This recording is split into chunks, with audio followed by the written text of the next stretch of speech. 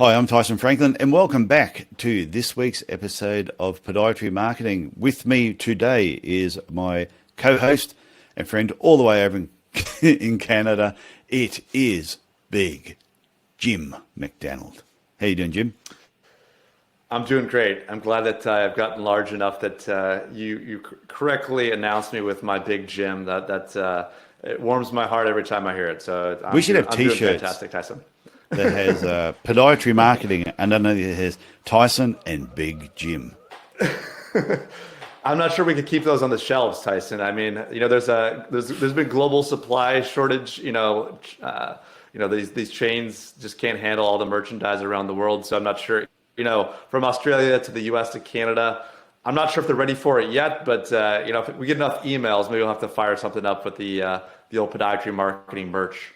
I think it'd be funny. It'd be like my shirt's by Nacho's Average Podiatrist. Oh, Nacho Average Podiatrist, and have big Mexican on the front. So anyway, Jim, what is the topic of discussion today? Yeah, so today we're going to touch a little bit about podcast marketing. There's some different opportunities within podcasting. I think maybe when I mention podcasting, probably people think like, oh, you're going to tell me I need my own podcast, but no. No, you don't.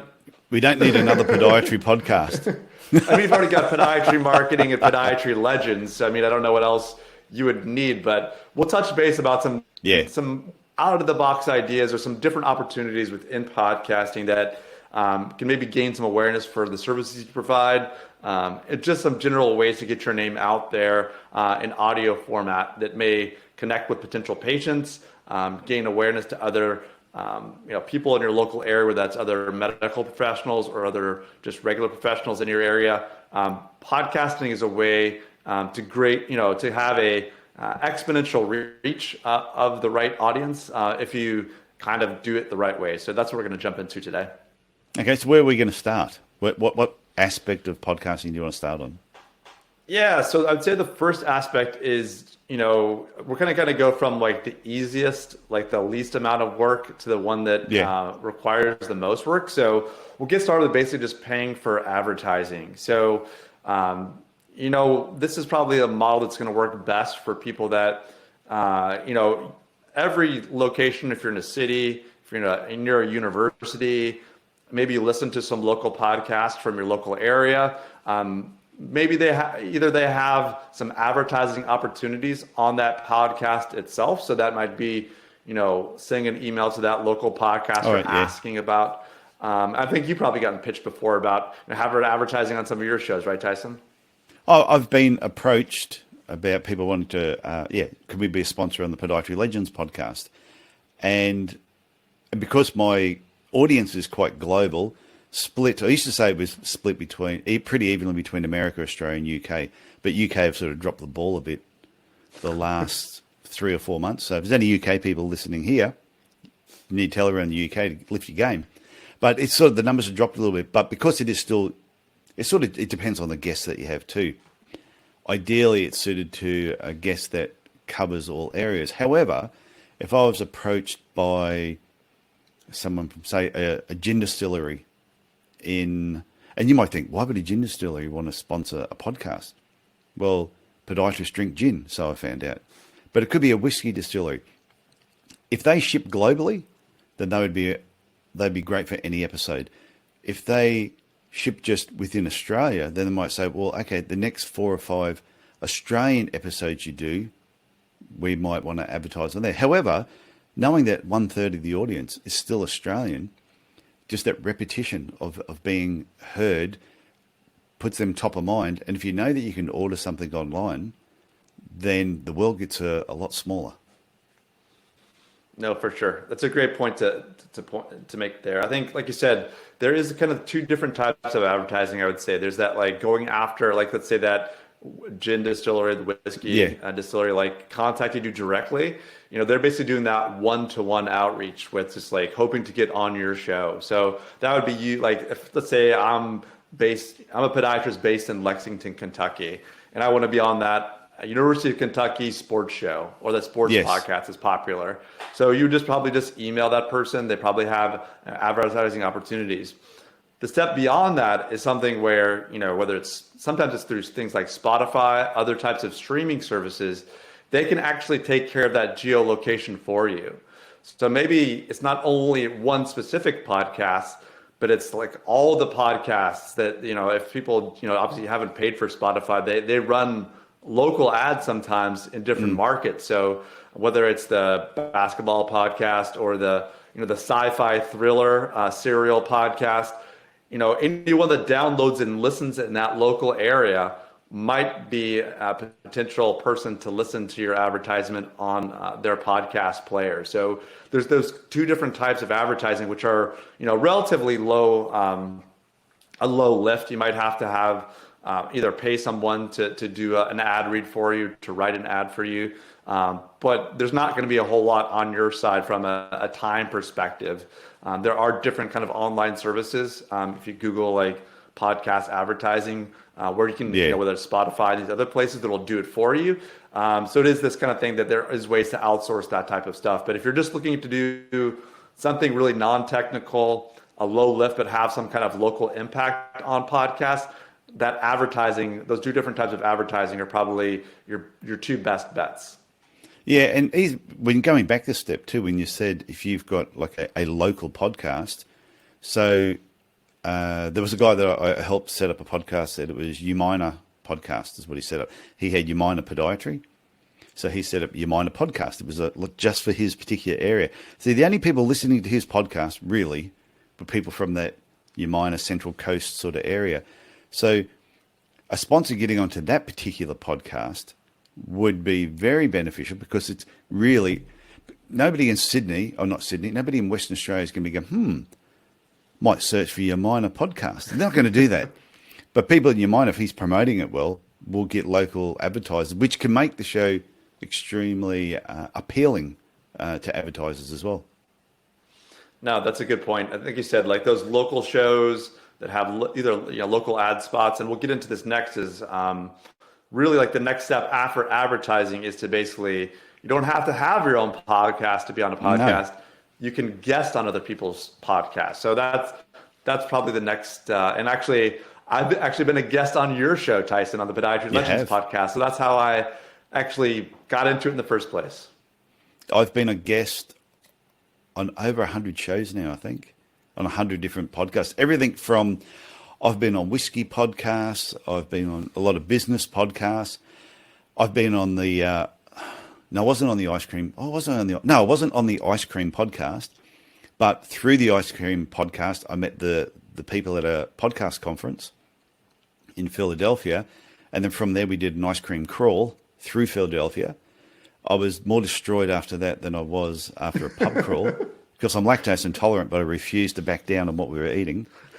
But through meeting them, they then set up another podcast that I ended up on there. So I've been on, I was on a wounds podcast, and everybody knows I don't like wounds. They make me sick. So I thought it was funny to get somebody on who does not like wounds to talk about wounds.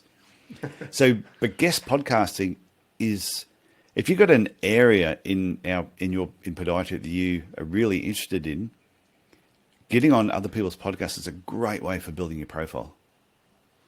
I totally agree. I think there's so many benefits of guest podcasting. We could probably have an entire episode.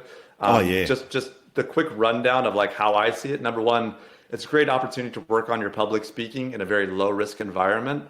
Because like how many times are you recording yourself? You're going to feel a little self-conscious, but it gives you a chance to improve there. The second benefit that I find that's really helpful, and this doesn't even mean you have to be on a local or even a podiatry podcast, that there's a clear SEO benefit from you being on other people's podcasts.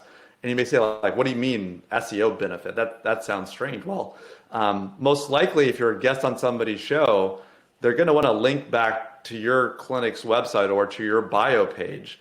And when you have links from, good websites that are getting traffic, that are seen as good actors by Google, the more links you have going back to your website, it really helps your overall rankings within Google. So whether or not, you probably want to be a little selective about the type of podcast you would guest on, but it doesn't actually have to be your exact niche or your level of expertise or even something locally that's going to draw patients. it could be an SEO play for your clinic's website. So that's important. Those are just some ideas. How about what are your ideas? I was going to say, it's all about it's increasing your social footprint. I had someone that was on the podcast, on the Podiatry Legends podcast. They were on. We spoke about their business. They were in Springwood in Brisbane. The show itself, did really well. But then somebody from Rebel Sports, who was, I'm pretty sure it was Rebel Sports, was searching for a podiatrist, looking for a podiatrist in the area. All of a sudden, the podcast came up. I went, had to read through it. That looks interesting. Had to listen to it. Then he listened to it, and he ended up referring patients to that podiatrist based of what the conversation I actually had with him. So but what got even weirder from that is the person from Rebel Sports then ended up doing podiatry. So they were a podiatry student, and then I had them on the podcast as a podiatry student. But this is all because of one person doing a guest spot, just linked to patient referrals, and then also other people coming on the podcast. No, it's huge. I think that's a huge opportunity. It's kind of a crazy inception of layers of the onion peeling back and kind of seven different steps, or seven steps of Kevin Bacon, or the 7 connections you have there. Just weird how you'll make those connections. But that's what I like about guest podcasting is, like I said, it doesn't need to be podiatry. It can be something outside of podiatry. One of my favorite ones that I was on was Kids in the Tank.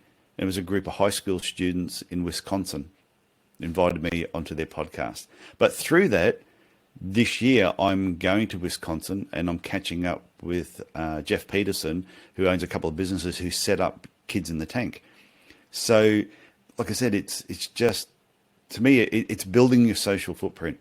And I know right now, if I was searching for a podiatrist and I Googled podiatrists in the area and there was a podiatrist name there, and all of a sudden they'd be on 3, 4, 5 different podcasts, and you got to have a bit of a listen to them, and you went, well, these people know what they're talking about. And you had another podiatrist that hadn't been on a podcast. I'm thinking it's a no-brainer. I think patients make decisions like that. No, I think it's a huge opportunity to build trust, show off your expertise in a way that's is helpful to people. I think, like you talked about, doesn't necessarily have to be within the profession, but there are definitely some opportunities there. I would say number one, locally, if there's some pretty big local podcasts, based in and around where your practice is at, it's totally, it's a huge brand building opportunity for you and your practice to be on, whether they're talking about, maybe someone hosts a local, diabetes podcast, get on there and talk about that. Or maybe it's a local sports or sports medicine podcast. Maybe some local athlete has a foot injury and they want to talk to a foot and ankle expert about why is this person out for 8 to 12 weeks with this, turf toe or something of that nature. So local, it can build your expertise, but also it could be potential patients in multiple different ways. If you're looking to build more like a national, international profile based off of you do a specific type of procedure, or you really want to be seen as the go-to expert for a very small niche or specific type of patient, things like the American College of Foot and Ankle Surgery has their own podcast. I think APMA in the US has their own podcast. Some of these other podiatrists or different types of sports medicine or whatever niche or whatever specialty you are in with the profession, there's probably an opportunity to be on a podcast that will be seen or recognized by them. So that's a great way of being visible. I would also say that this is not something necessarily you have to track down yourself. Kind of like above with the advertising, you can also, there are kind of services that will help you find great guest opportunities. Oh yeah. Obviously you have to pay them a bit of a fee, but if you're too busy in clinic and you just want to, set aside those 30 minutes once a week or 60 minutes every other week to be on some shows, there's people that will set that up for you and kind of have you scheduled it in there. And basically it's almost a concierge service as far as guesting for podcasts. And it can produce pretty significant benefits for your business, not only from, like I said, from a trust and expertise perspective, but for SEO and kind of building the Google rankings of your own website. So podcast guesting should not be undervalued. And like I said, you don't have to have your own show, right? You don't have to be a technical expert. You basically need, a decent camera, a microphone, and a good internet connection, and you're good to go. Yeah, and I was going to touch on that too, that just make sure you've got a decent microphone, you're going to do it in a room that hasn't got doors banging and just so much noise going on, or it's really echoey. But a lot of my guests have just had Apple headphones, and they have worked extremely well, but they've been in a really good room at the same time with good acoustics. So you just don't, because the thing is, I always say to the guests, I will tell you what you need to do. If you choose not to do it, it reflects on you, not me. So if you come across sounding like a really crappy guest, people can listen and go, wow, you sounded terrible. Because I can only do so much to make the person sound good. But going back to about, you can use a service to actually book you on. My tip would be, do it yourself. You don't have to, but I get at least one a week from somebody saying, hey, I've got this person who would be great on your podcast. And they tell me all the stuff about them. I go, that's really good. If they really want to be on my podcast, they can reach out themselves. Because I have a number of people that already have lined up, so they would be fitting in amongst it. Occasionally I have got someone I've gone, actually, they would be good. But then I reach out to them personally through social media and I go, I got this invite. Would you like to come on my podcast? Let's chat. And the other tip I'd say, if you're going to be a guest podcast, be on a guest podcaster, is if you're going to be on a show, make sure you also promote that show. If you're on there and you're as a guest, post it on your own social media. Tell people, be proud that you're actually on the show. Don't just go on multiple shows and just go out there and put yourself out, but not actually give anything back. Because if the host sees that you actually promoted the show and put in a good job, they will get you back because they know that you actually really care about the show. So that was just a side note. I think you just give me a hard time because I need to promote our own show more. So I think. Oh, you picked up on that, did you? Sorry. Yeah. I was sort of and by the way, Jim. No, but it's so true though that I've had guests that have come on. We've done it, and I promote my episodes a lot. But I've gone to their pages, and there's not one mention at all about the post. It doesn't matter. I go to LinkedIn. Doesn't matter where I go, that you wouldn't know they're actually on the show. And I see those episode numbers struggle a little bit more to when I have someone on who I know posted on the homepage. They're posted in podiatry groups I'm not part of. And then they repost it 3 or 4 weeks later. They go, hey, yeah, 4 weeks ago I was on this show. That makes a massive difference to the actual, how well that episode does. So, yeah, I'm not picking on you, Jim. I know. I'm just giving you a hard time. Cool. Well, last but not least, we'll jump into like the one that I probably would say like this is for the crazy people out there, the people that have the ability to basically do one thing and do it really well, and that's be like crazy consistent. You can start your own podcast and be your own host, right? I think there's a lot. That's basically an entire episode itself, so I'm not going to hammer too much on the details of that. I think this is my first, I would say, consistent podcast series working with Tyson. Obviously, me partnering with him and just his level of quality and consistency is, it couldn't help but rub off on me a bit. So I'm extremely happy and the format we have together talking about podiatry marketing. And we've avoided pod fading. So pod fading is where most podcasts will fade away between 9 to 12 episodes. Yeah, well, so knock on wood, I think we're a little further along than that. But at the same time, I think it does make a huge, having an accountability partner or someone you do the podcast with, so that could be a co-host like Tyson and myself. You have an editor or someone that you work with kind of as a pseudo producer, maybe that helps you with some stuff. Those are different ways to have that accountability. But yeah, doing it yourself can be a difficult thing. There are, once again, different types of concierge services that can help you do some of that stuff. It can be pretty expensive, to be honest, with the editing, producing, and those things. So I wouldn't really recommend that. But if you have an idea and you're willing to be consistent over a long period of time, and the message you want to get out there, I think that's a huge important thing. Is that like if someone's already doing the exact same thing that you want to do, and there's 1,000 episodes of it already, well, like. Great.